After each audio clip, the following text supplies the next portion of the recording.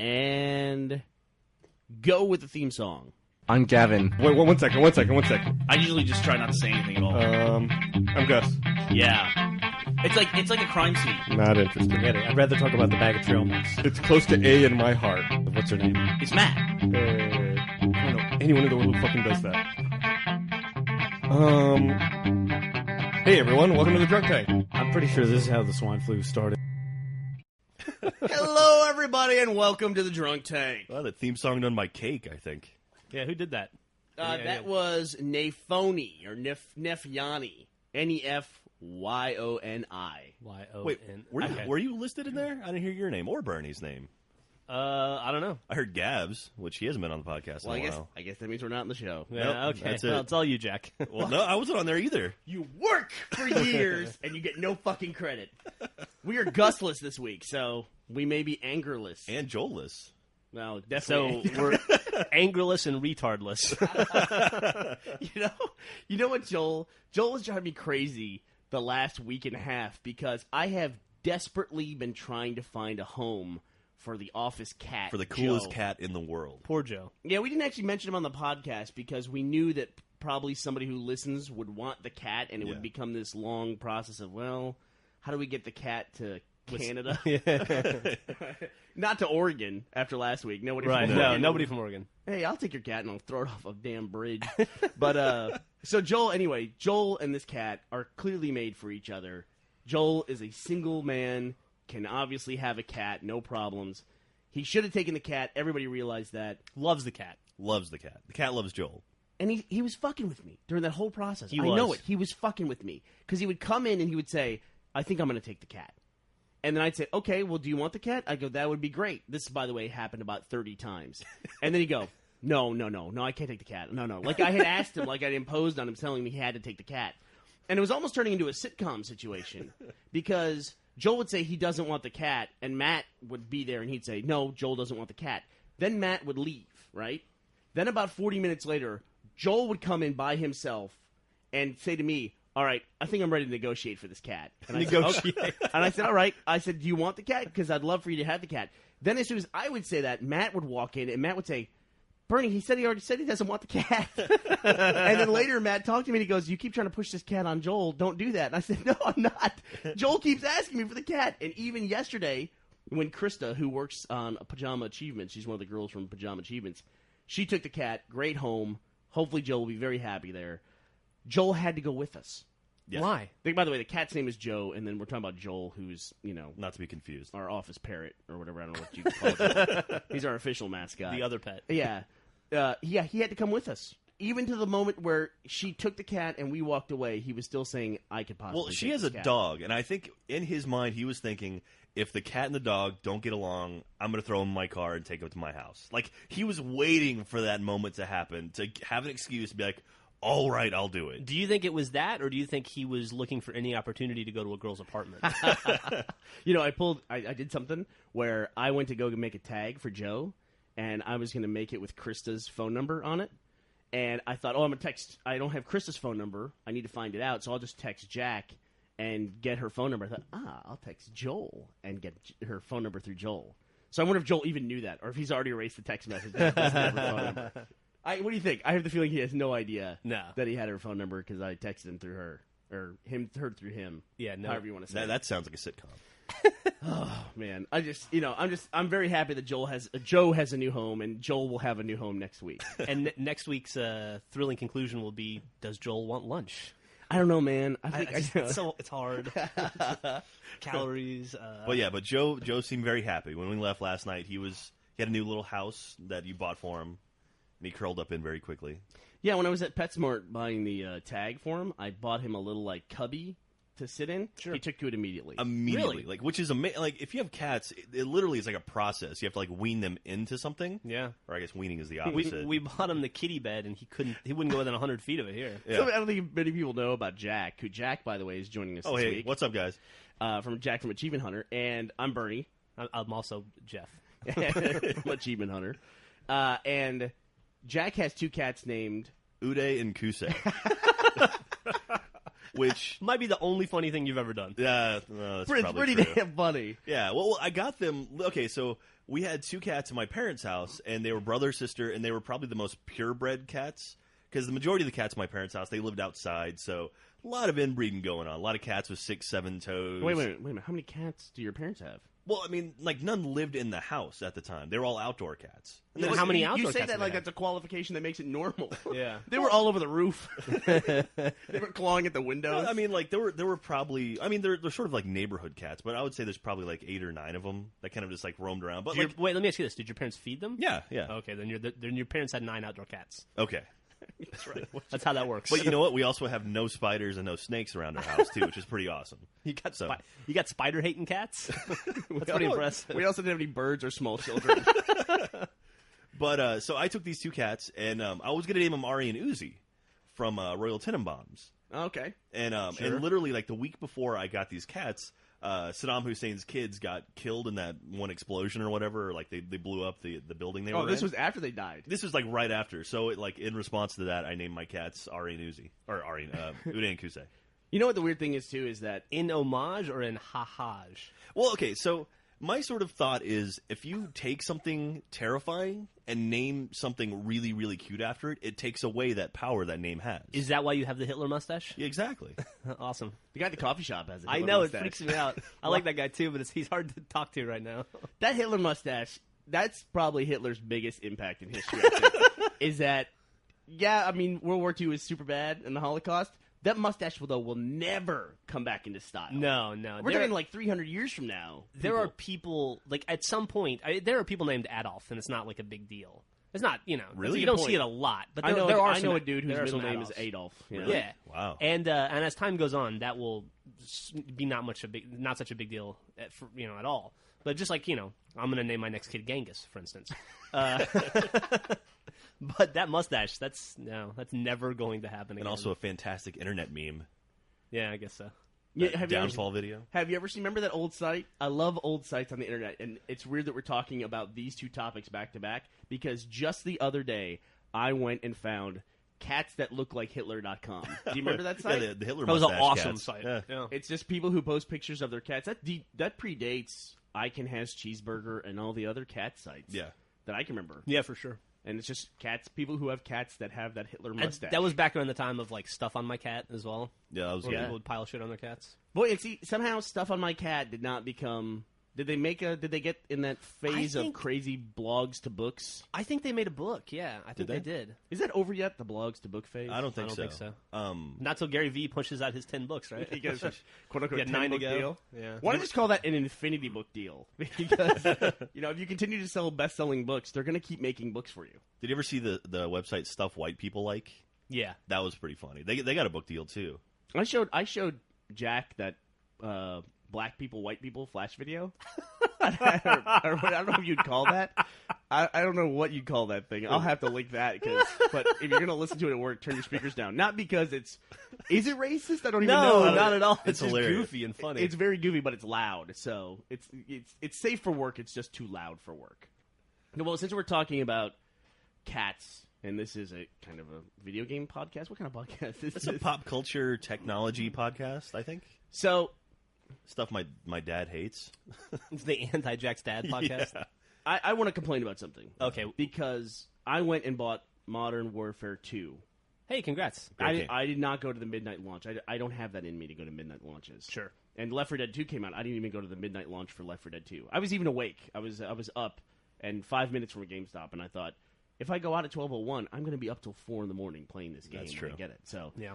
I'm just not going to do it. But I bought Modern Warfare 2 the other day, and I saw behind the counter they had the Modern Warfare 2 branded throat communicator. Oh, is that what that is you're holding? That's what I'm holding. And this is a device that replaces your Xbox Live microphone that goes around your neck, and it goes... Here, I'll demonstrate for you. See here, it pinches onto my side of my throat here. Okay. I probably have too thick of a neck for what this is intended for. I probably have to shift it like this.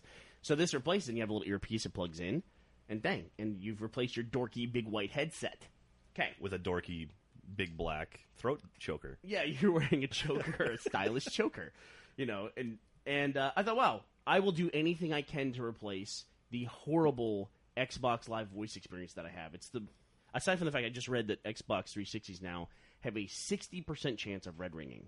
That's the new study they Still? did. It said that Overall, that's overall. I think that was in the UK, wasn't it? And that was like first gen. I could be wrong about that, but I glanced at that headline. I've had 3 red ring on me, I've had 4. but I've also had 3 separate boxes. I've had 2 arcades and a pro. But Yeah. I gotta say, when they do replace them very quickly, and it's Yeah. one of those weird things with me where this might be the limit extent of my fanboyism. I don't seem to care. You know? Same here. It's like, okay, I'll get another one. Well, also, I think we're in the same situation. You have multiple Xboxes, right? That is true. I don't go without an Xbox. Exactly. Yeah. See, if I only had one and I lost it, I would be shit out of luck. I mean, actually, when you and I were just becoming friends, I lost my 360 the week before Halo 3 came out. Remember that? And I had to borrow a 360 from you. Is that Yeah. true? Yeah, that's right. And I literally, I was like, it couldn't have been the worst timing. Literally, the week before Halo 3, my box red ringed on me. Yeah, I guess it's true. We're not typical because I have 4 360s in my house. I'm supposed to be in an office full of them. So.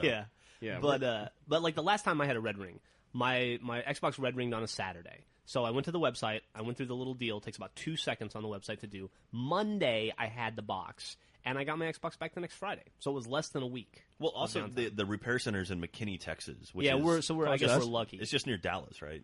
It's like we also have an Austin, Texas Netflix shipping center, which is nice. It's pretty GameFly nice. was supposed to open up an Austin location, too.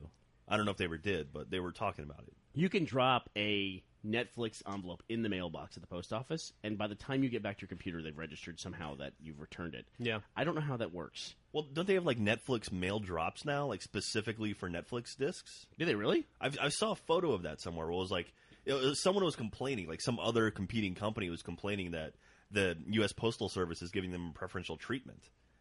I swear to God. They kind of are. They have the thing now where you can put the barcode in the exterior window, and does that scan take place at Netflix, or does it take place at the post office? I would assume it takes place at Netflix. I don't know. Who knows? Yeah. If we woke up tomorrow and Netflix bought the post office, that wouldn't surprise me at all. I mean, I just heard that Comcast is buying NBC. Well, that's that- the rumor, right? is Yeah, that true? I don't know if it's official, but Apparently, there's a lot if of talk about it. Yeah, if you read the industry trades, Well, apparently that Comcast- is going to happen. Comcast owns G4, E, Style, and some other All the like big networks. the horror network, right? Like Lifestyle Network. or is that someone different? No, that's Comcast. No, That that's is Comcast. Comcast? Yeah. Wow, so you go from owning G4 to owning NBC. Mm-hmm. Damn. Which 10 years ago would have been awesome. But Yeah. NBC's still good on Thursday nights. Yeah, but they're just getting destroyed in the ratings. I love NBC, Well, don't get me wrong. They have the 2 TV shows I watched, 30 Rock and The Office, are on NBC. Have you watched Community? Yeah, I couldn't get into it. Really? I really Yeah. like. I like Joel McHale. I love it. I like the what's his face, the Derek comedy guy. He's Yeah. Donald Glover? Daniel Glover. Daniel Glover. Yeah.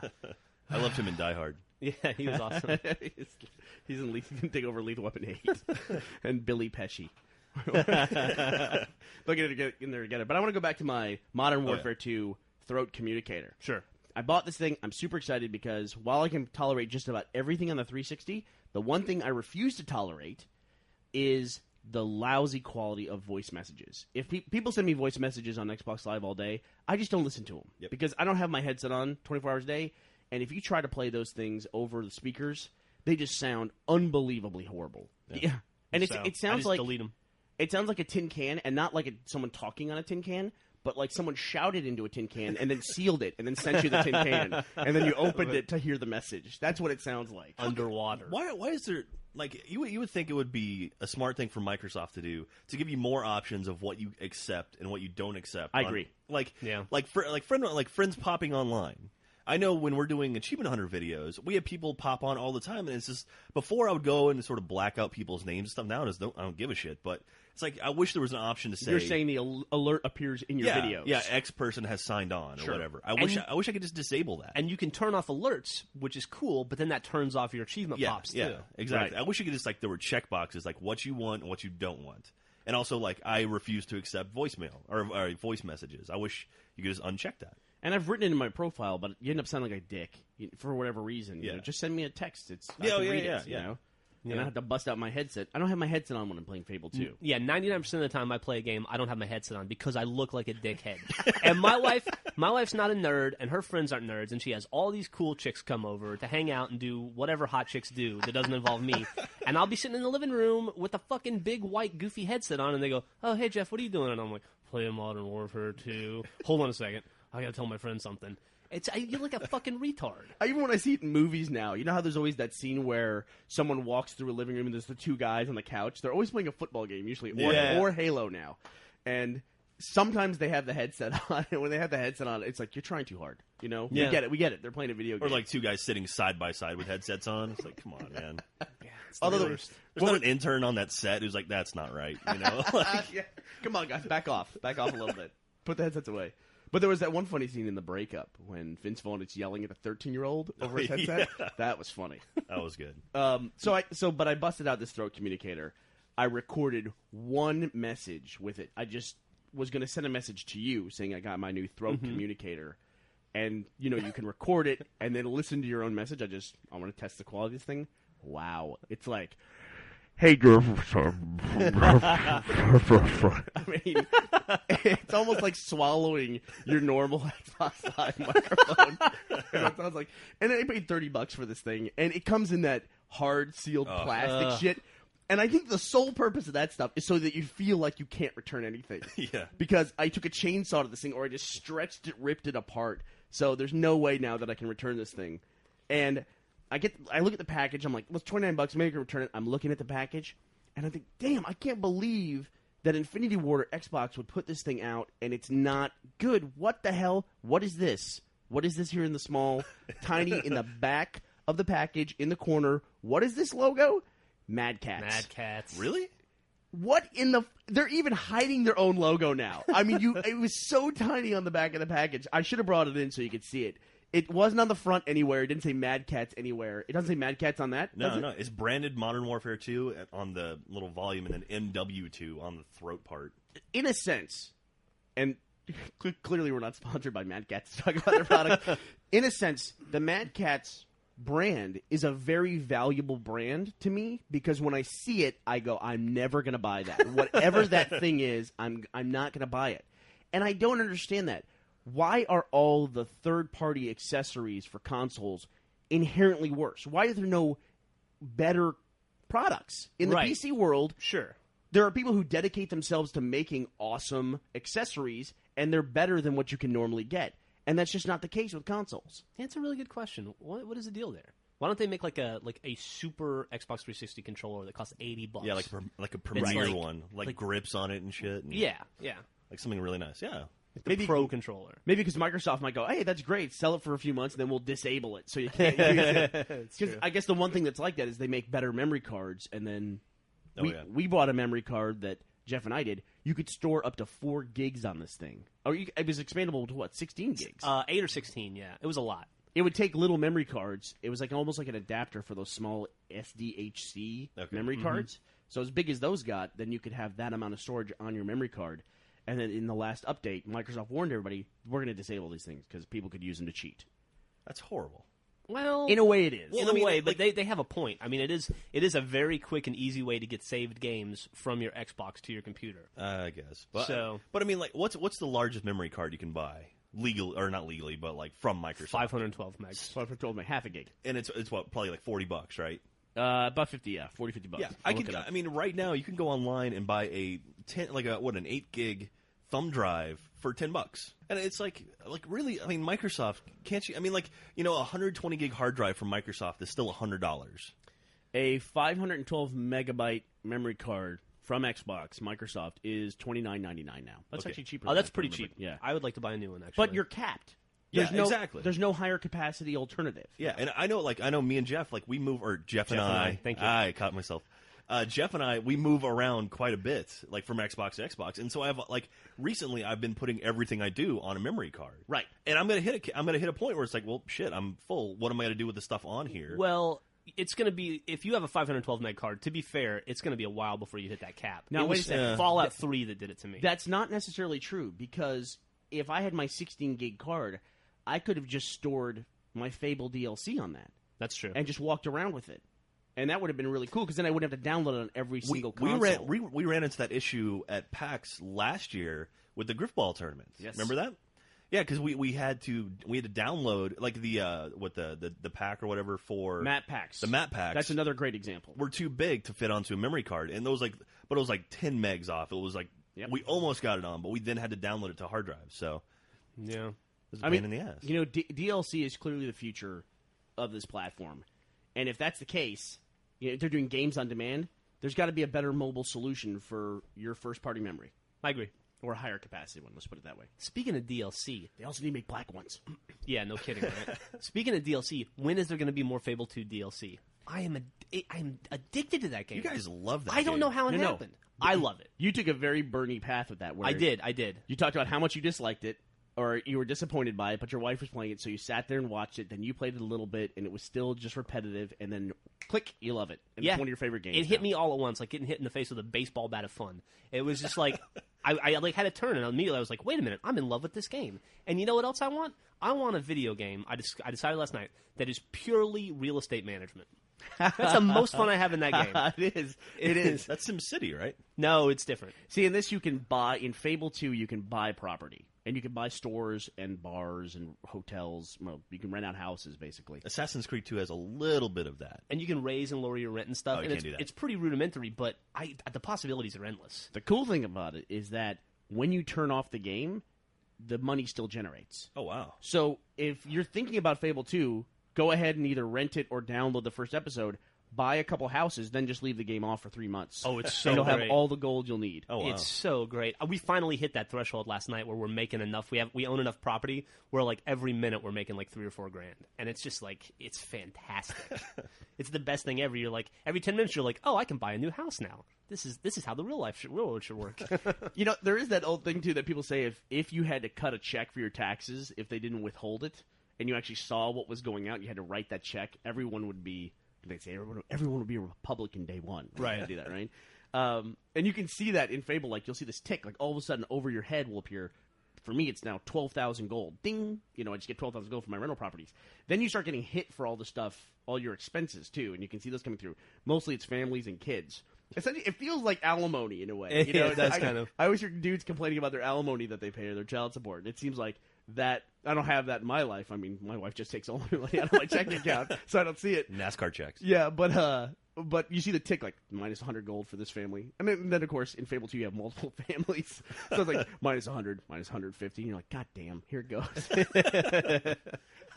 Then you go to the bar and have a beer, watching your money go away. You go to your bar, Yeah. and, have a beer, and meet a nice girl and start another family. I did feel kind of weird though. I looked last night at about 11:30. I started playing it with my wife, and I looked at my friends list. There were like 27 people on, and it was like, I don't know, 18 people playing Modern Warfare 2, and then the rest playing Left 4 Dead, and then Jeff playing 2-year-old Fable 2. I didn't care at all.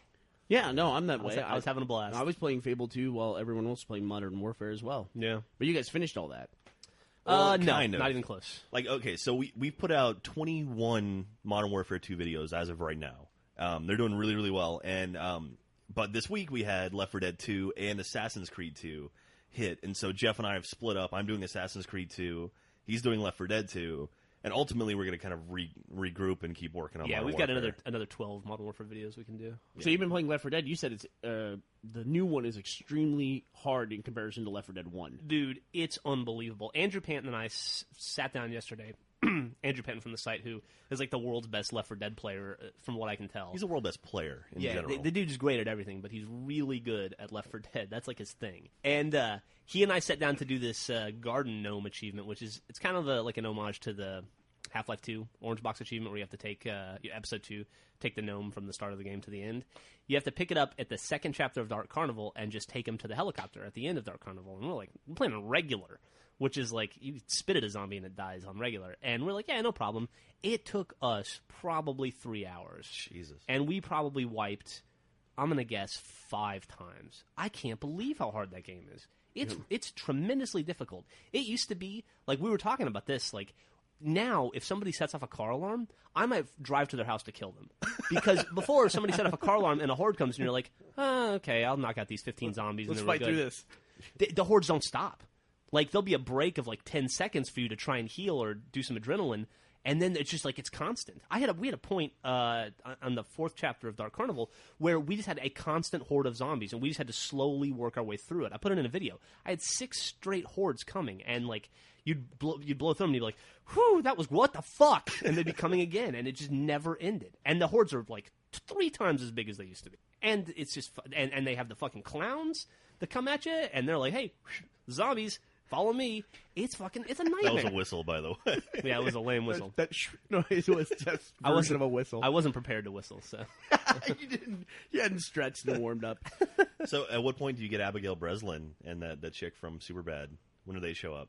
I don't know what you're talking about. Really? He's talking about Zombieland. Zombieland. Oh, I haven't seen it. I'm sorry. I saw Zombieland with Matt the other night, and he said, "Wow, I wonder if anybody like feels that Left 4 Dead 2. These obviously were developed at the same time, but the fact there's a clown zombie spoiler in Zombieland. You're supposed to say spoiler before you say what the spoiler Fuck that. is. Zombieland's been out for a month. That's true. A month, Mo- It's 2 been up for months. 2 months, yeah. You know, the fact that the clowns figure into Zombieland and then they go to an amusement park, spoiler, in Zombieland, and they do the same thing in Left 4 Dead 2. He was asking about that. I thought, you know, Well, I don't think anybody. I was said anything about it. telling them I saw a premiere here in Austin, and the director was there, and they said they've been developing the script for like 8 years. So I don't know. I mean, I'm sure that was just pure coincidence or something. Well, Zombieland did come out before Left 4 Dead 2, technically. So Yeah, that's true. yeah. But How many settings can you put zombies in, though? I mean, eventually you're going to have overlap, right? Well, people are scared of clowns. underwater That's true. zombies. Are there any underwater zombies yet? Lucia Fulci's movie Zombie has an Zombie with an underwater- eye. Yeah. Yeah. That's the shark versus zombie scene, right? Yep. That's it. Have you seen that, Bernie? I have seen that. Oh my god, I that's have it that's a on DVD. link dump video right there. Yeah, when the zombie fights the shark. That's awesome. the 30 seconds of good film in that movie, pretty much. You know, I had seen that movie on video store shelves for years, with the rotting zombie face and all that, and I just couldn't bring myself to ever watch it. Ever. It's actually a pretty boring movie. I would imagine so. I think I might have it on DVD. I think I bought it like in '97 when DVDs first came out. It was one of the first DVDs I saw. I could have sworn there was a Italian version of Dawn of the Dead where they essentially just ripped it off back in the days when the world wasn't interconnected. And Well, they did that for a bunch of movies, right? Like the Draft House had a whole series of like Indian Superman or Indian Spider-Man, All the yeah. Turkish movies too. Yeah. Turkish Star Wars. Turkish Wizard of Oz. we just got in the mail, our Iraqi bootleg Red versus Blue box set. One of the guys who was stationed over in Iraq bought the Red versus Blue box set, and it's the Iraqi bootleg edition. It has an Unreal Tournament image on the cover. It's so awesome. And Jeff, can you read the summary on the back of the box set? I'm going to read the summary. This is what the box set of Red vs. Blue is all about. If you wanted to be enticed in Iraq to buy this, it's one of the most talked about user-created video of a video game. Red vs. Blue gives viewers a new take on the Halo universe, and R vs. B creators talk to Martin about their internet fad. Kevin reveals some secrets on PC password hacks, as well as part 2 of his Spurts program. And that's SPERTS, Spurts program. So we don't know who Kevin Or and Martin are, but we really appreciate them making Red versus Blue. And also letting us know all about Spurts. What is that supposed to be? Spurts. Sports, maybe? I don't know. Spartans? Is that what our Spurts program? I'm not really sure. I don't think I want to know. Well, I also just got in my personal comments on the site, someone also just wrote to congratulate me on getting our box set in Libya, and he sent me a picture of it. Oh, wow, really? It's the complete seasons 1 through 5. It is available in 3 languages, English, Spanish, and French. I would love to hear. Yeah, that'd be that'd be great. awesome. What does the Lopez stuff sound And like in Spanish? Is it English? That'd be a good great. question. Lopez is stuck on the English setting. And it's Red vs. Blue. It's distributed by Warner Brothers, apparently, in Libya. So Warner Brothers Libya? yeah, Wow. that's really great. I'm so happy. So happy.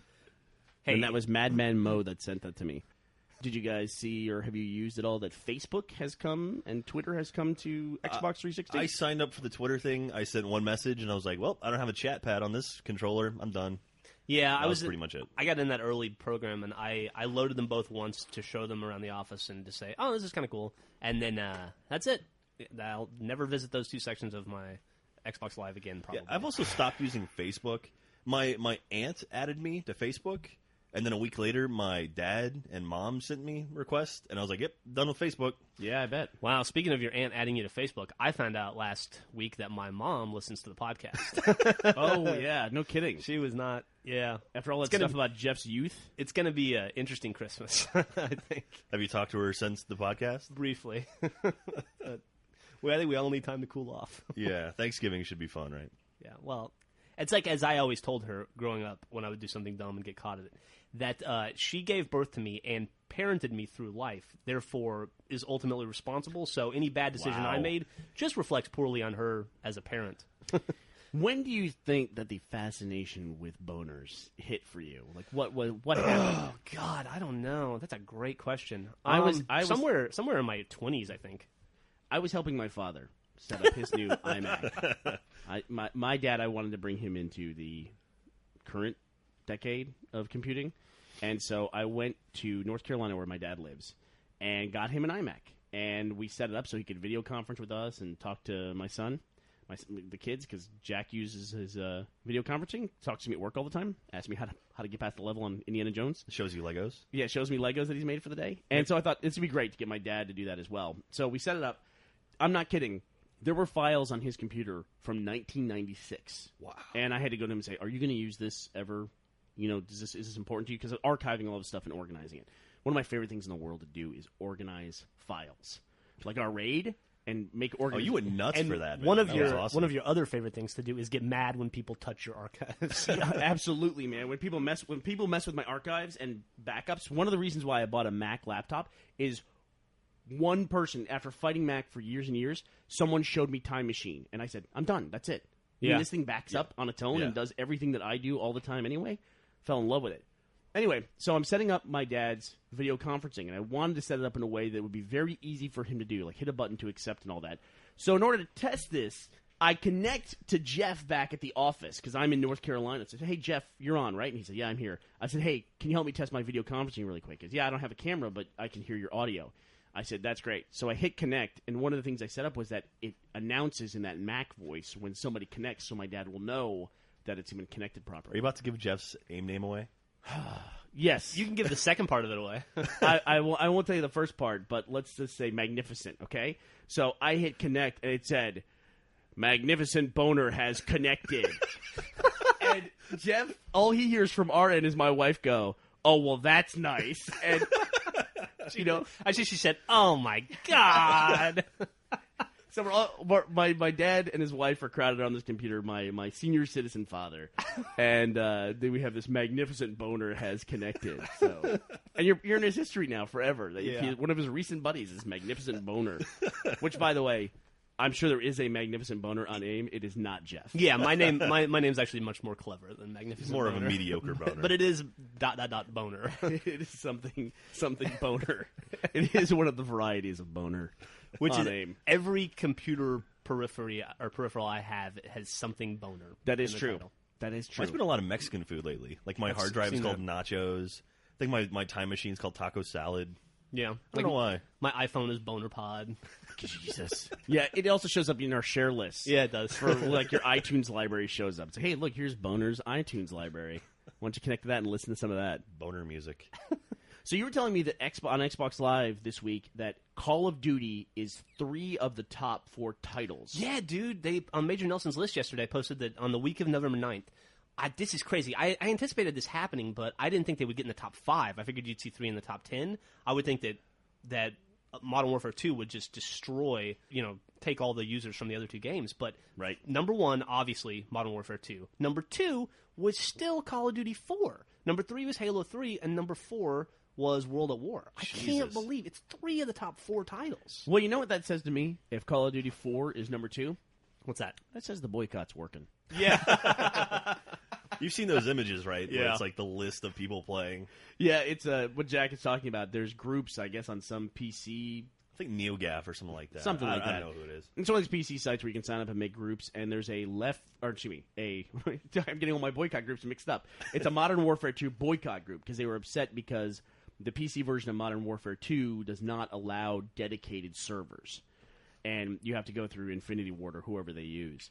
And in that group, the day of launch, they had the list of all the users, and 90% of them were playing Modern Warfare 2. Yeah, and easily. I saw it on Dig, and the title was, guys, this is why they don't take video games boycotts seriously. Yeah, you're all playing. Pretty fucking funny. And the funny thing is, you know that none of those people would be ashamed of that. No, they wouldn't even see it. They would say, well, I want to play it. What am I going to do? Yeah. I mean, it's like, what am I going to do? Not play the game? Everyone else is playing it.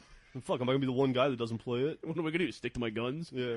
What am I gonna do? Have some integrity? I like that all the guys sound the same. Yeah. You notice? We all went to that accent. That's the well, there's two voices Come online. on.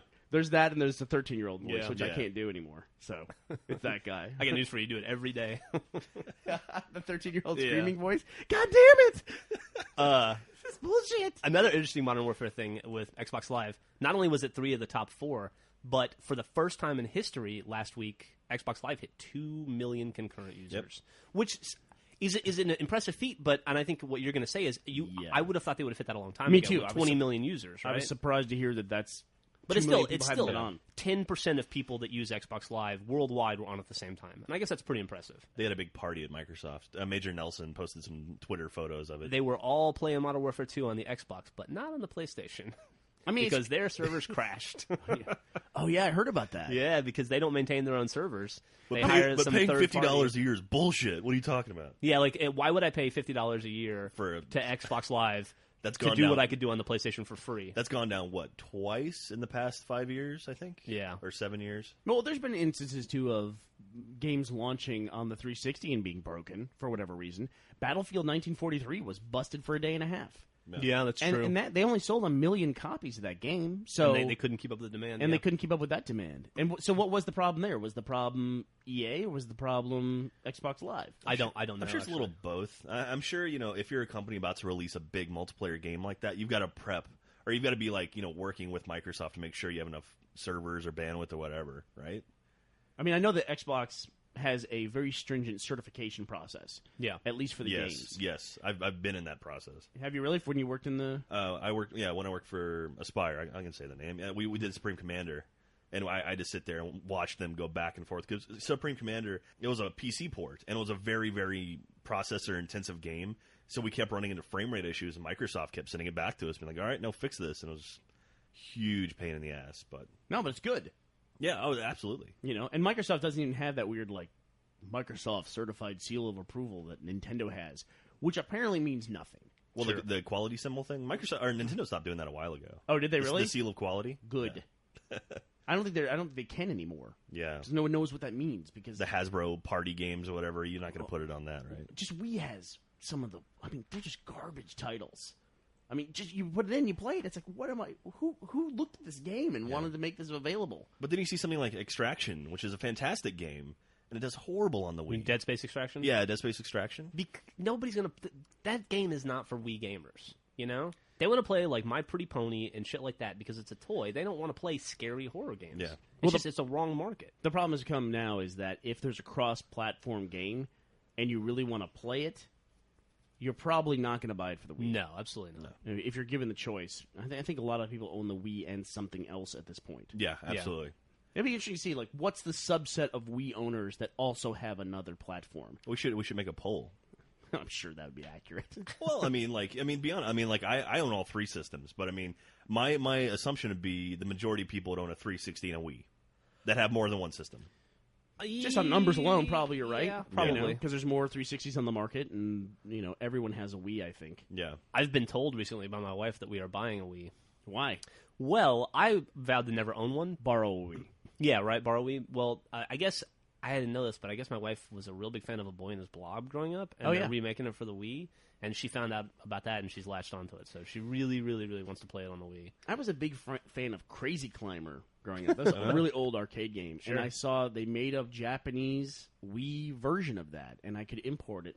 Just not going to do it. No. Nope. Well, they've got that the arcade thing, or what is it called on the Wii?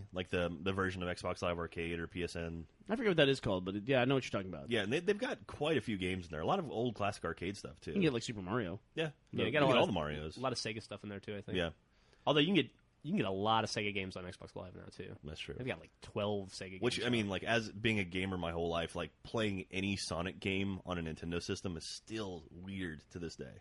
Really? Yeah. It is a little weird.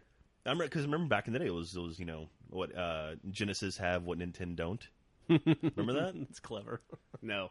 The welcome to the next level. Yeah, I was a Sega kid growing Or up. I was a Nintendo kid. Well, You didn't have the luxury in my neighborhood of affording both, so it was like one kid would be like, I'll get the Nintendo, you get the Sega, and then we'll have everything. And so that's what we did, but I had a Master System and a Genesis, yeah. Nice. You know, and we talked about the failure rate of 360s and how that doesn't seem to really, we don't seem to really care about that, and it doesn't seem to have had a major impact other than this cultural thing about the Red Ring. The Nintendo Entertainment System, which everybody had, did anyone have one that didn't fail eventually? No. And it's become, over time, it's become this kind of kitschy cultural touchstone for everyone. Like Of, hey, blow on the controller, that's funny and cute. They have T-shirts of it. Yeah. When you were trying to play the game and you were trying to get it to just work, that wasn't funny and cute at the time. No, dude, you could spend 45 minutes trying to get Zelda to work. And you would do it. And it's your weekend, and you would do it, you know? And you'd be like, God, my bedtime's in an hour now. What the fuck? What am I going to do? Yeah, you'd be screaming. And Did you ever get like the alcohol swabs? There was like you like get alcohol, dip a Q-tip in it, and like wipe the little connectors and stuff. Like we were intense about it, man. And everybody did it. Oh, Everybody knows what you're talking and everyone had their own technique too. Right. It was like blow on it, then you pushed in, pop it up, push it in, pop it up, push it in, power, and then it would work. You know, and like everyone had their own sort of specific thing. And imagine if you had to do that with a 360. If you had to I got the red ring, so I'm going to spend the next 45 minutes like pushing the tray in and out, in and out. Something dumb like I'm going to wrap it in a towel. Wrap it in a until towel. works. But it does go to show, like, there's not a long-lasting negative impact for the Nintendo brand because everybody's NES failed. Yeah. Everybody's. Yeah. I mean, it was probably the first failed product that most kids had, or most people in their lives had. Where I had a Nintendo, it worked for a year, and then suddenly, go figure, the spring-loaded mechanism to hold the contacts together just suddenly failed. Do you think that's why Windows did so well, even with all the failures and crashes? People were just sort of used to working with like Nintendos and having that sort of basic failure at all times that he's got used to it. No, I just think you can't. I don't think you can come up with a piece of technology that doesn't have some kind of problem. I mean, there's problems with technology. It's like growing up, I didn't know a single person who owned an Atari that had a joystick with the rubber thing still on it. You know, everybody played on the white part because it ripped off after 3 weeks. They played Decathlon and ate a hole in their hand. What was the game you played a lot as a kid on the Atari? On the Atari, Laser Blast was my game. I mean, it's funny. I just had this conversation with Griffin the other day. I had to show her Laser Blast videos. That was it. Laser Blast, Laser Blast and Combat were. That's all I. You actually complained about Fable 2 being repetitive. When Laser Blast, let me describe this game. Laser Blast is you're a yellow saucer. Yes. A spaceship saucer. Yeah.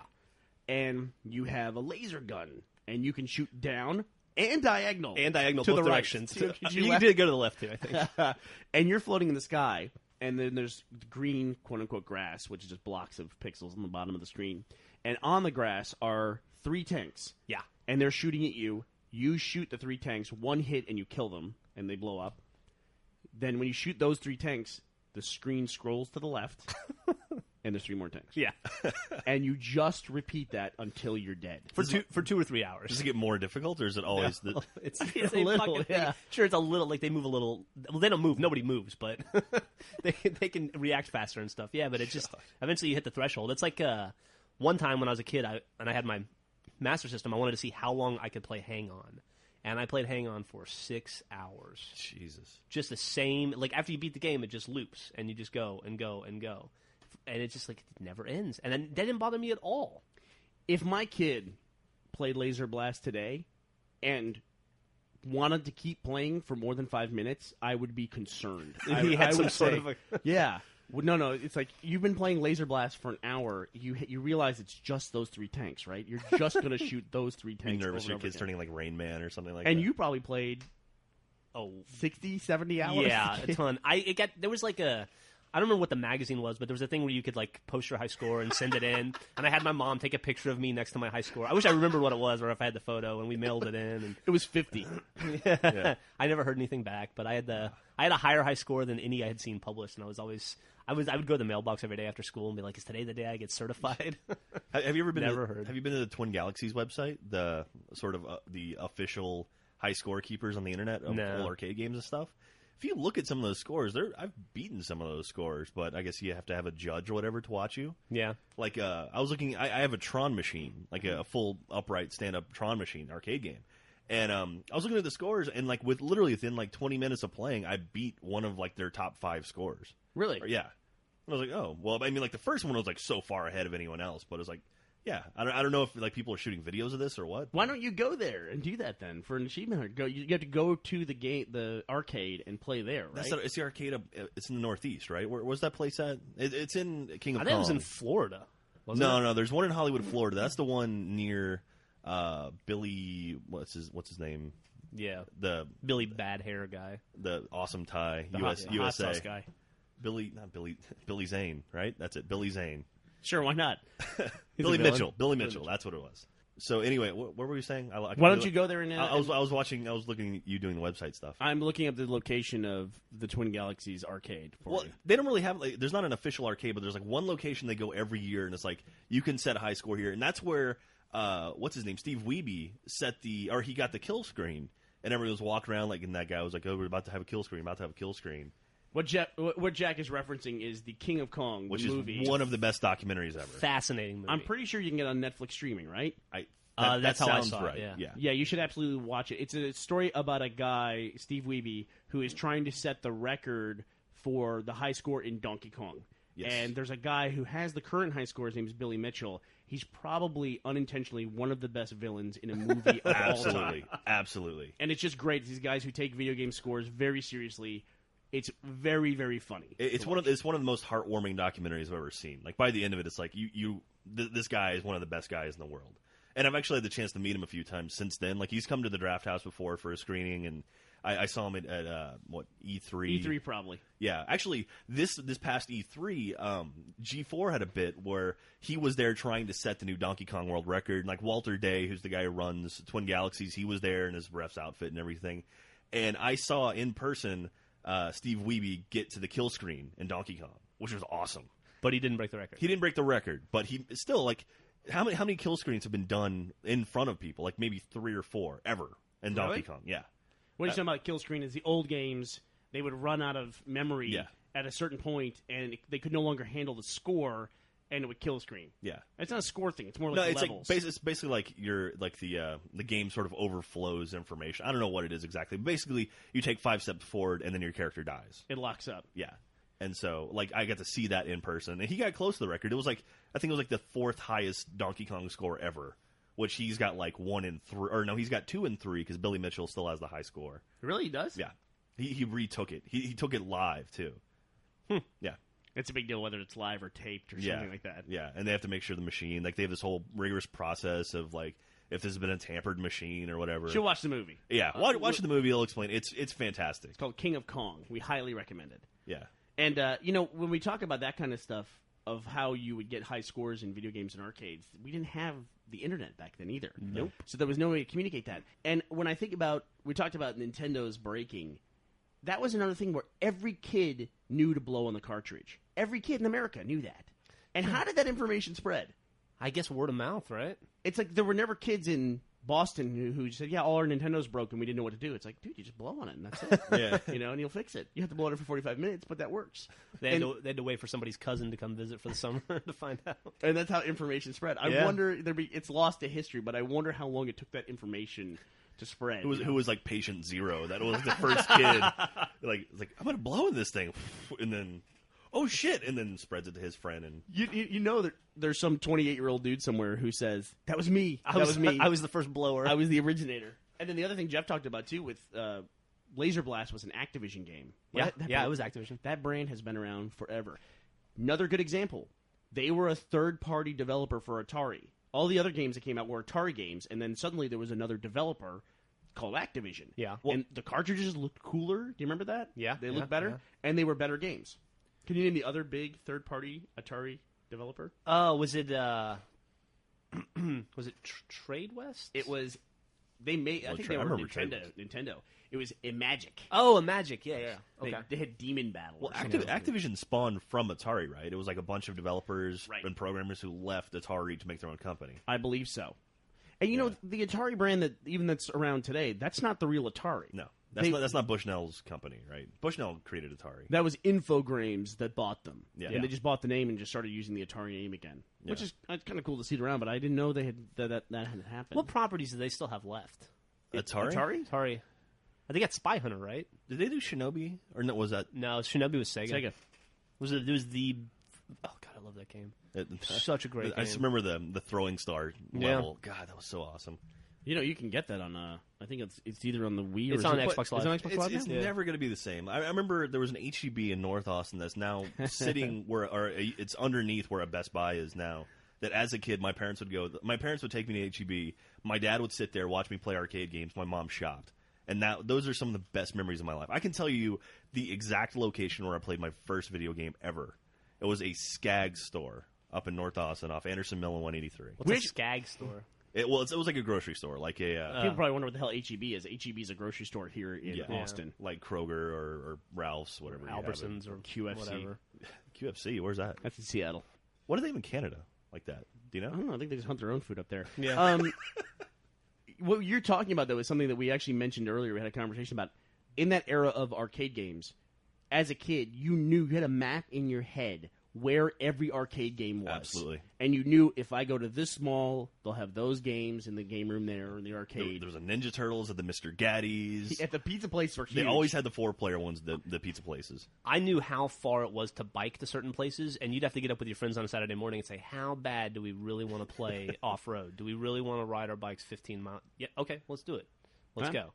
We'll be there in 4 hours. I had 4 buddies. We would get on our dirt bikes, and we would go play Cyberball at this one convenience store all the time. And that was another thing, too. Convenience stores had video games. Yep. It was a dedicated part of every convenience store where they would have video games. I can't recall the last time I walked into a convenience store and saw a video game in there. I spent so much time true, in our local convenience store because they had Roston. Some convenience stores had dedicated rooms of 3 or 4 games. Did you ever have convenience stores around you like that? Yeah, and you know what's interesting about that is those have been – you see that a lot in the Southeast, like in North Carolina, South Carolina, those areas. And those have all been retrofitted now to be gambling stations. Yeah, like, they have gaming. They have 24-hour gaming rooms now, and they just basically moved all the arcade games out and put in like slot machines. By the way, I played the gaming stuff in Fable 2. You want to kill yourself. I did one thing in there where I had to win. I thought I had to play pub games to get the trick. Dog flip, I think. And I think it was actually the hat, head, and mustache or whatever the hell it is. Okay. To get that. But it was the same thing. We're talking about the same thing here. I had to win I forget what the name of the game is in what they call it, the little variant in Fable 2. But essentially, I had to win a slots tournament. Which is just pressing A over and over again until you win. And that was so friggin' frustrating. Yep. And then I come to find out that I didn't even need to do it. Yeah, it was available in the DLC. Because you get that in the DLC just easily, right? Like right away. Yeah. The second DLC, you talk to a guy, and he just gives you the stuff that you had to work for. Yeah. It's just like Warcraft, right? You work your ass off to get this armor or whatever it is, and Gus isn't here to talk about it. And then the moment the new expansion comes out, everything you get, like that a bear drops. A bear happens to have a helmet that's worth 10 times what your best helmet was in the previous game. Right? Isn't that the experience No, that's absolutely true. That's absolutely true. Yeah. Like people would like spend, weeks running through like RFC to get some tier whatever gear it was back then, like tier 5 gear, I guess. And then the expansion comes out and it's all worthless. And you can pick up green drops that are better than it, I accidentally killed a rabbit that had tier 8 armor. Hey, speaking of that, I have one quick Fable 2 related question, and you can cut this out of the podcast if it's too boring. But the demon door that needs cheese, there's no way to shortcut that, right? I just have to go through and do the shitty process of going and collecting all the clothes and getting my hair but cut. you should ask him before you try to get the clothes. Yeah. Because if you get the clothes and the hint guides... He's too smart for you. No, he'll just say, he'll see what you're wearing and say, I want other stuff. Yeah. He's got like a second set of clothes. Yeah, just ask him first. I made that mistake. I have no idea what you guys are We're talking about in Fable 2, there's these doors. It's actually very cool. It's something like out of Labyrinth. You've seen Labyrinth? Oh, of course I've seen Labyrinth. Where Jennifer Connelly, so hot. There's these stone She doors. was like 15, dude. So hot. That's terrible. So hot. We'll talk about that. We'll come back to this in a second. Okay. The demon door, they have these faces. They almost look like stone Zeus faces with the long flowing hair. Does one tell the truth and one lies? No, but they come alive, and that face comes out in 3D, and it's a very cool effect. It's one of the cooler things in Fable, even though it's not a bigger part of the game. But it's it was fun, and you have to do dumb shit. They open it up, and then there's like another tiny map, and in that map there's a present in it for you. And it's one of those things where, I don't know if you noticed this, but that's one of the achievements, opening all the demon doors. There's 8 of these things, or excuse me, 9 of them, all across the Fable landscape. And that's one of those things that was originally not an achievement in the game. And it's part of the DLC. Oh, is that DLC? It's DLC. I didn't even realize. DLC achievement. And that just makes sense, There's always stuff in games I'm surprised, why isn't this an achievement? like Right. collecting all these things or doing all of these things. And sometimes games just don't put that in, that where you just do everything else and you get achievements for little stuff like annoying a bandit or yelling at a guy. There's do that. achievements in I'm playing Assassin's Creed 2 right now, and at first looking at the achievement list, it didn't look like there was going to be any collectibles as far as like in the first one was all the flags, right? So in this one, there are feathers that are hidden throughout the world, but there's no achievements tied to getting all 100 feathers.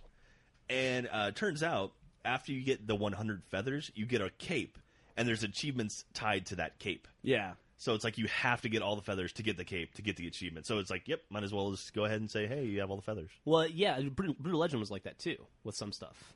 Like there were collectibles you had to get in the game that you didn't need, but you needed to get the 100% achievement. Yeah. So, But oh god. So well, anyway, we're making new maps. Hey, maps. Since we're talking about Brutal Legend, this goes back to a game I didn't play. I didn't play Brutal Legend because I just kind of missed it. And I will play it, I'm sure, eventually. But Borderlands. You were telling me that Borderlands is now the fastest selling IP of the year. That's what Gearbox announced. Yeah, I think it did something like 450,000 units in the first week, which is pretty impressive for a new IP. But also, like you forget about that. That like I started thinking, well, that can't be true because of Can you name new IP? I can name two. I can name two new IP games this year that were a big deal. In other words, everything's a sequel. Everything is a sequel or adapted. I can't think of anything Prototype. Well, I can think of three: Prototype, Brutal Legend, and I think Infamous for the PS3 was new IP as well. Yeah. And that's it. That's all I can remember playing this year that weren't sequels. Man. I mean, hell, look, I'm playing Left 4 Dead 2 right now. He's playing Assassin's Creed 2 right now. And we're playing Fable 2. Lego Indiana Jones. You're playing just came Lego out. Indiana Jones 2. I just played ODST. Just played ODST. Modern Warfare 2 just came out. Yeah. Mass Effect 2 is on the way. BioShock 2 is on the way. It's all sequels. Yeah. That's really really, weird. really, really interesting. You know, in the Modern Warfare 2 boycott, it's funny because the PC gamers are getting even more livid. Have you heard about some of the error screens that come up on Modern Warfare 2? No. There's an error screen that comes up if your playlist is out of date, and it literally says, your playlist data is older than the host's. Restart the game or connect to Xbox Live in order to get new playlist data. Oops. So, Dear PC gamer, fuck you. yeah, and I guess the complaint is that the PC version is now a port of the console version. Well, that's the way the world's going, though. It certainly is. If isn't it wasn't for Blizzard, PC gaming would be totally dead. Yep. You have to put in Valve there. Well, I'm sorry. Yeah, Steam is a big deal. Yeah. But yeah, no. If it wasn't for really, it's Blizzard and Valve, right? If you're a PC gamer, you play Blizzard and Valve games. Yeah, that is correct. And there's obviously World of Warcraft, but Yeah. discounting MMOs because that's a whole separate thing. Like, what are people excited about? Diablo is coming out. StarCraft is coming out. Anything else? Well, I'm only thinking of MMOs. Someday, Half-Life Episode 3 will come out. Yeah, StarCraft. Yeah, I really can't think of anything else. The cool thing about PCs is now the casual gaming thing is getting huge on true. PCs. Although iPhone's going to take that away from PCs. Yeah. Because iPhone is that's a killer platform for casual gaming. I mean, I haven't played a game on my computer in years until I picked up WoW. I literally I like sitting on my couch and playing games with a nice surround sound and a comfortable area. I played Left 4 Dead 2 at Valve on PCs, and these were obviously very nice PCs to play them on. It looked like almost like an entirely different game. Dude, it's gorgeous, isn't it? Yeah, Jack and I got to play it as well at this MS event we went to. Beautiful. I just can't bring myself to get back into buying PCs for gaming. It's just too much to keep up with and too much money. You're going to pay more for the video card than you would for an Xbox. Yeah. And then that video card's going to be great for about 8 months. And hopefully it works for every game. Yeah, and hopefully it works for every game. Yeah. I still, when I was first really got into WoW, I had the most trouble with NVIDIA cards on my PCs and WoW. Yeah. They would overheat, they would go through all these problems. I was constantly fighting these two NVIDIA cards I had. And there was just no support, no help anywhere. Yeah. I mean, for the price of a nice gaming PC, you can buy a 360 and an LCD TV.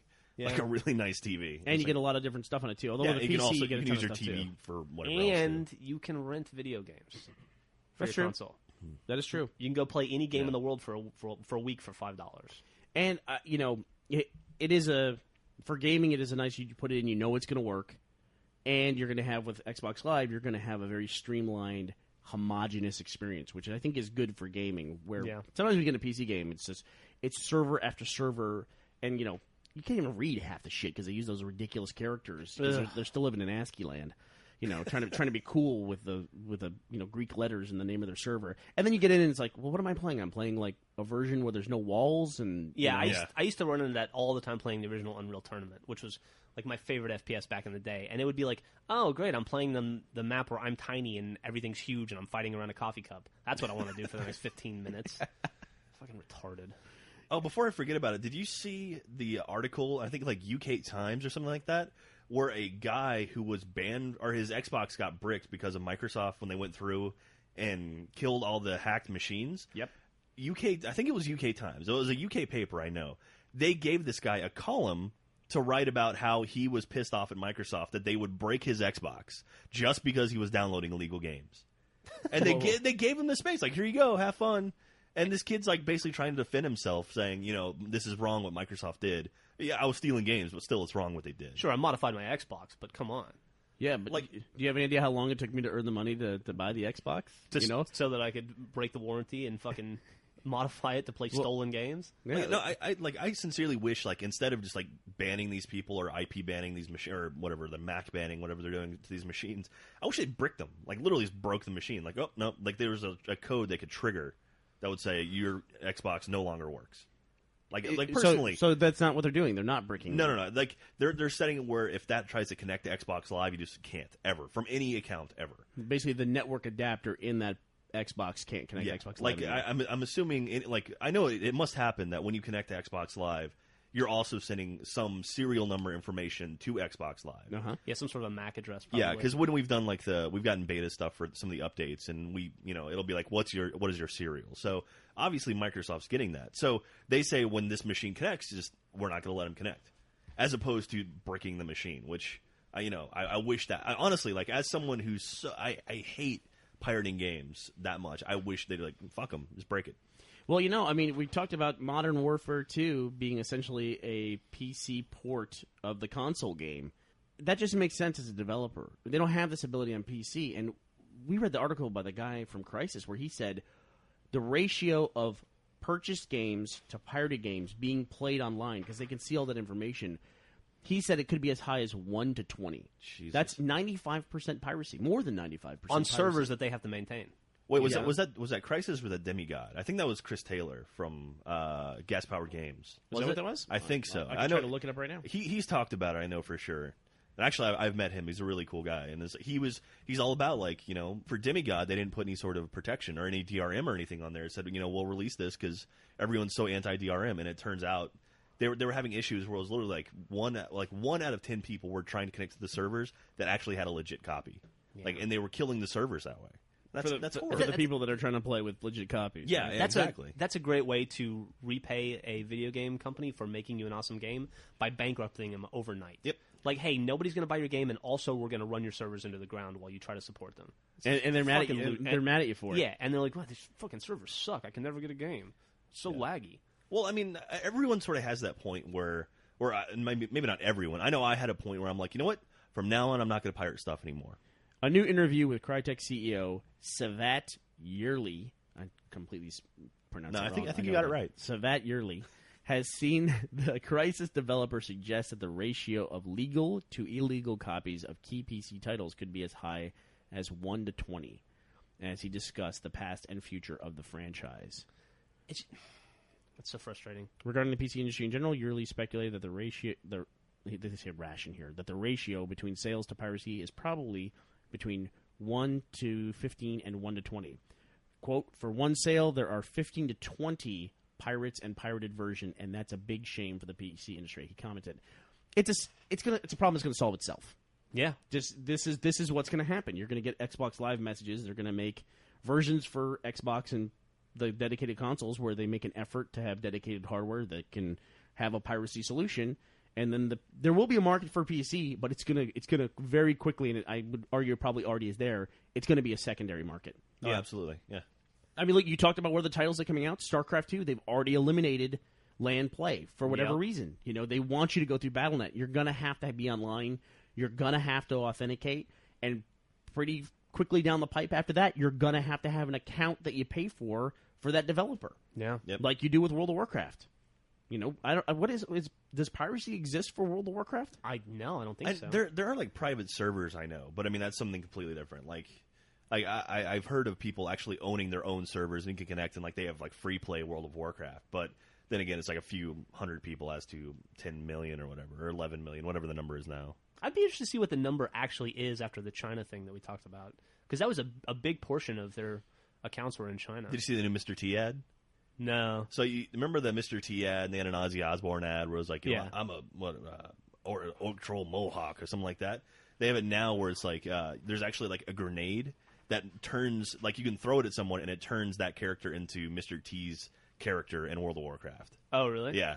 It's like a new promotion thing. They just launched it. That's pretty gimmicky. I don't know how I feel about some of that stuff. Like they added a StarCraft pet into World of Warcraft. That seems kind of odd to me. It seems Night Elf. Well, Mohawk, that's what he was. that kind of stuff happens a lot. I mean, to be fair, there's Halo armor in Fable 2, right?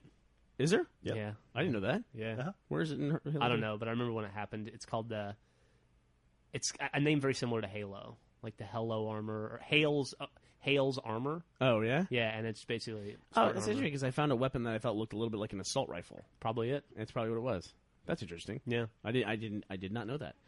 Okay, anything else that we want to talk about? God, I don't think so. Can we talk about lunch? Because I'm fucking hungry. Hey, I thought you and I, Jack, were going to go see 2012 and get drunk and just yell at the top of our Let's lungs do it. anytime something exploded. It's not showing at the South Lamar, though. Like, we can go to the Village if you want to drive north.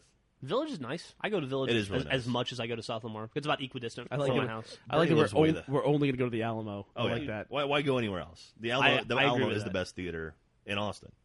Hey, in the country. What am I saying? And if you go to the Alamo Village, you can see it in 4K. Oh, really? Yeah. 4K. Yeah, they have 4 4K screens up there. I'm not going to be able to tell Shit. there. I'm not going to. They're all 4K? Yeah. You're not going to go up there? I can't tell the difference between 4K and 2K. I'll go see the movie wherever, but I'm not going to go see it because it's in 4K. I can't tell the difference either. Yeah, what the but it's hell? fun to say. Well, let's go to the Village, get drunk, and yell when they blow up Vegas. Well, you can't yell at Alamo, but Well, you can cheer. I mean, Sure, I can yell. then, Throw me out. then we can go punch Tim League's truck. spit on his windshield and get banned for life. I have actually been getting a lot of stuff on Blu-ray. I just lowered my Netflix account. I had the 8-disc account, which was I think $1,000 a month. I'm not sure. So I lowered after I realized I just had 8 discs sitting in a drawer all the time. I finally lowered down to the standard 3 plan, and I'm not going to miss it because of streaming it. And I wonder how many other people who have the higher level accounts are going to start doing that, or just going down to 2 discs a month. I should go down to 1 because it's basically just the whatever 3 kids movies does Millie want to watch today. Netflix that I'm paying for. Yep. And I like her, but does she need 3 movies? Oh, if I put shit in the queue, it never makes it to my house. Somehow Millie and Griffin manage that Netflix queue, and my stuff's like I want to watch Day After Tomorrow, and it's fucking 65th in the queue somehow. I put it at number 1 yesterday, and instead we get Night at the Museum again because I really wanted to see that. Before I forget, the Alamo, the Highball, the new Alamo bar, they're having a Data Pop party, which Data Pop is like the chiptunes guys, the guys who make music with Game Boys and shit. Yeah. Sounds geeky. It's cool as fuck, though. I saw it last year, or at South by Southwest earlier this year. They had a big party, and they're doing another one the end of November. I don't know the specific date. I want to say this the 28th, like the Saturday after Thanksgiving. So if you're in Austin, it's definitely worth checking out. It's really, really cool. When we started doing Red vs. Blue, we found out about Machinima kind of after the fact. We just thought, hey, let's make a movie with a video game. And we started doing that, and then we found out there was this thing called Machinima. Machinima at that point in time was very closely connected to that scene. Really? Whenever we did events, there was this guy named Corey, a very cool guy. I remember he used to do stuff with 8-bit music. And it was people modifying chips in NESs. They also did it with dot matrix printers, right? Yeah, there was a guy who made music with dot matrix. Yeah, that guy's up in Dallas. That's Yeah. Tree Wave is that guy's name. Really fucking cool. And so, Paul is his name. for some reason, those two scenes were very closely connected. And then, now Machinima has become this just... with the explosion of online video and everything else, it's like a totally different animal now. I recently read that Vimeo now bans you can't upload video game footage anymore. Do we upload Really? to Vimeo? No. Yeah, not to Vimeo, no. Okay. That you just can't do it. They just said, look, there's too many video game videos out there, too many movies, too many Machinima stuff. Just please, no more video game stuff. Wow. Yeah, it's pretty interesting that a whole service is just saying wholesale ban on a genre. That's well. But yeah, if you've Gonna never own heard the of world in the next 10 if years. you've never heard of chiptunes before, look up Tree Wave. Look up what is it? Bit Shifter. Bit Shifter's fucking awesome. And there's a few other guys. There's a guy down in Corpus who's incredible. I forget his name though. I'm going to throw something in there because I have a friend who does something similar to that for a living. His name is John Michael. And this last weekend I went to a seminar. He makes robots, and he gets some he physically makes little robots that you move around and move dials and stuff, and it makes like weird noises. And people, there's like a whole scene apparently big in Japan and Germany, and they have bands that use these like little robots, and he makes a living at it. Is that where they do like the live soldering and stuff, and it makes music as they're changing stuff around? Yeah. I think I've seen some of that. He had like a seminar Sunday to make a free noise-making robot, so I went and checked it out, and it was like the most fun I've ever had in 45 minutes. And so check out Bleep Labs because that dude's pretty fucking awesome. Bleep Labs, cool. Yeah. Yeah. And he almost took our cat. You've had some pretty boring 45-minute periods in your life. No, That it's is really the cool. most fun you've ever had in 45 minutes. I'm not very technical, Jeff's and they never were been all with a like, woman. "Put this transistor Not here for and 45 solder minutes. it." It's very, well, but It's pretty no, it was killer. really cool. I don't ever solder or fucking do that kind of stuff. Plus, I'm tone deaf, so I stay away from music. But it was cool. It was You want to try whistling again before No, we end the I- podcast? Hey. Oh, and of course, before Brandon beats us, we're supposed to mention that iTunes store. iTunes has Trocadero's first 2 albums on it. Oh, hey, did you? Yeah, Did up, you? You up on mentioned iTunes. Trocadero. It's the Roses Are Red, which was the soundtrack for the Blood Gulch Blues, and then they have a new Uggos. album out. Oh, that's not up there? That's not up on iTunes yet. But you can get the new album, which is called Ghosts That Linger, in our online store. Thank you very much. Yeah, we're also selling Trocadero's new album, which is Ghosts That Linger, and then the Uggos soundtrack, which is the soundtrack from The Stranger Hood, is available in iTunes as well. We haven't done barbecue in a while. We should do barbecue. Are you buying? Sure. Hey, can I borrow like $50? We're in Austin, and there's nowhere to get barbecue anywhere nearby in downtown. All right. Well, Gus will return next week. He will be back from his little expedition in Northern California, and we will be back as well. I probably won't though. Jack won't be here. No. Talk to you then. Bye.